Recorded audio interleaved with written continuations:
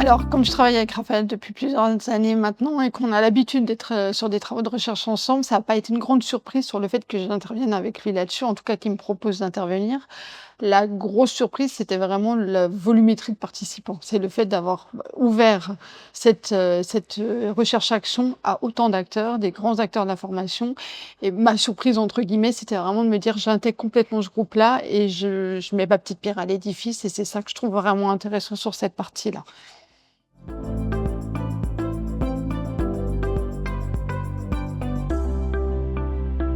Alors, la partie l'IA dans les organismes de formation, pour moi, il y a encore 1 an et demi, je trouvais ça assez compliqué. Compliqué pour 2 raisons. La première, c'est que mon activité principale portant sur le digital learning et quand je vois la difficulté déjà d'intégrer ça, je me suis dit: «L'IA, on en est quand même très, très loin». Deuxièmement, je me suis dit: «Bah, effectivement, on en entend parler, mais ça peut vite faire peur» et je reviens un petit peu, enfin, moi, dans ma tête, je me suis dit: «Ça va être la même problématique des années 2000 avec la bulle internet, l'arrivée des technos un petit peu poussés, en formation, on va avoir un refus complet, de grosses réticences». Finalement, je me rends compte depuis 1 an à peu près et surtout cette année scolaire, hein, cette année universitaire, que finalement non. Il y a une vraie appropriation qui se passe à la fois au niveau des équipes de formation, de la direction, pour des raisons complètement différentes, hein. C'est pas du tout les mêmes objectifs, l'un et l'autre et puis peut-être et surtout, bah, les apprenants et c'est les apprenants qui pour moi finalement portent ça et qui poussent un peu, dans les retranchements les équipes pédagogiques.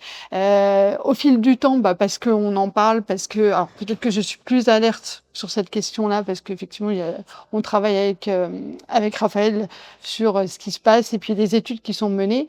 Je me rends compte que petit à petit, là, il y a une vraie stratégie, il y a une vraie prise en compte de l'IA par les comités de direction, par, voilà, la partie vraiment, direction des organismes de formation qui font qu'il y a un enjeu important pour eux et qui mettent ce qu'il faut sur la table pour pouvoir y arriver. Donc pour moi, il y a un vrai changement par rapport à ça. Contrairement au digital learning où ça a été plus long, ça voilà, on a atteint la masse critique sur l'IA beaucoup plus rapidement que le digital learning, par exemple.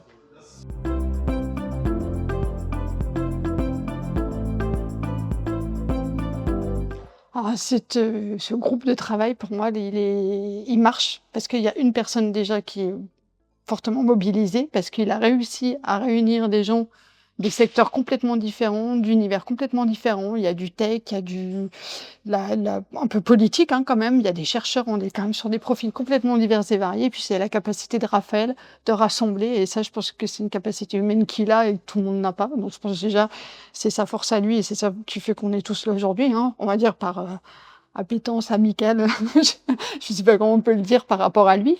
La deuxième chose, c'est le fait aussi que finalement, même si on est sur des domaines différents, on n'a pas les mêmes façons de fonctionner, le fait qu'on puisse partager et l'organisation de ces journées avec un timing très précis, une fois par mois, on se retrouve à distance, ça a créé du lien. Petit à petit, voilà, on a pu discuter et c'est vraiment l'organisation du travail par atelier avec des temps ensemble, des temps en binôme, trinôme, qui a fait que ça a vraiment fédéré le groupe.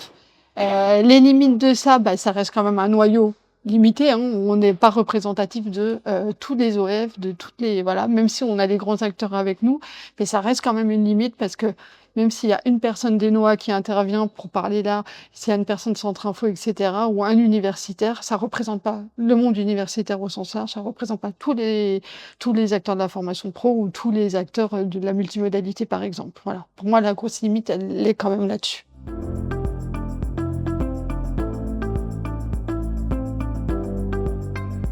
Alors, du coup, en parallèle de ça, moi, ça fait 1 an que j'ai plein de choses dans ma tête que j'ai réussi à poser sur une mind map, voilà, à présenter à Raphaël et à d'autres collègues. Aujourd'hui, pour moi, il y a un vrai besoin, un vrai intérêt pour moi, mais je pense comme beaucoup, parce que voilà, je suis en capacité aujourd'hui de me rendre compte de l'intérêt de ça, de faire un vrai observatoire des innovations en formation, de se dire, OK, il y a des outils, mais comment je les utilise et pourquoi je les utilise? Et voilà, travailler un petit peu là-dessus et travailler sur des cas d'usage et travailler sur des références, scientifiques par rapport à ça et pas partir dans la jungle, des IA, tout venant. Donc ça, moi, personnellement, on va dire, et avec mon équipe, on a travaillé sur cet observatoire qu'on lance en même temps que les résultats du projet Acofaille. Et l'idée, c'est vraiment de se dire, on s'approprie les outils, certes, c'est une chose, mais derrière, qu'est-ce qu'on en fait et pourquoi on y va, et avoir une critique, une capacité à critiquer ça et apprendre de ça. Ça veut dire qu'aujourd'hui, l'IA, elle doit nous permettre de monter en compétences et pas juste copier-coller voilà, du texte.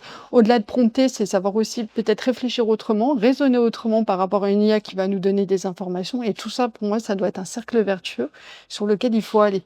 Mais pour y aller, bah, faut donner des clés de lecture à tout à chacun. Et pas que de mettre dans l'information, mais vraiment tout à chacun.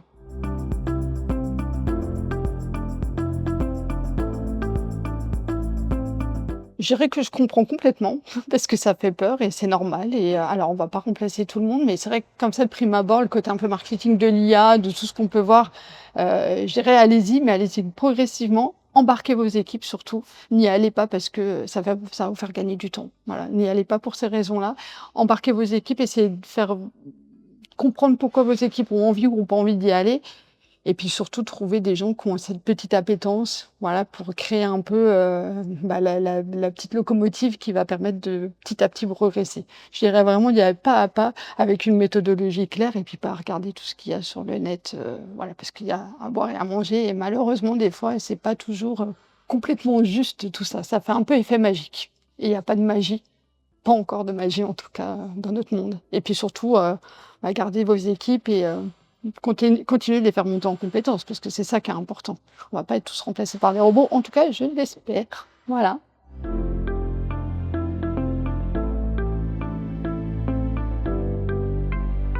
Moi sur ce projet-là en tout cas et c'est comme ça qu'on travaille avec Raphaël et je trouve, très intéressant et très différenciant de faire des recherches-actions en mélangeant terrain et des gens du terrain vraiment avec des équipes de recherche et là j'ai trouvé que pour le coup notre équipe de recherche avait vraiment joué le jeu puisqu'ils sont beaucoup mobilisés là-dessus et qu'avoir ce regard-là entre le terrain et puis ce qu'on peut voir dans la recherche, les concepts et cetera. Là j'ai trouvé qu'il y avait du vrai sens et le mot recherche comme prend vraiment un intérêt comme on n'a pas forcément l'habitude de le voir, malheureusement. Donc je suis assez fière de ça avec Raphaël, de pouvoir faire le pont entre ces 2 mondes et j'espère que ça y en aura d'autres projets comme ça avec lui et avec plein d'autres.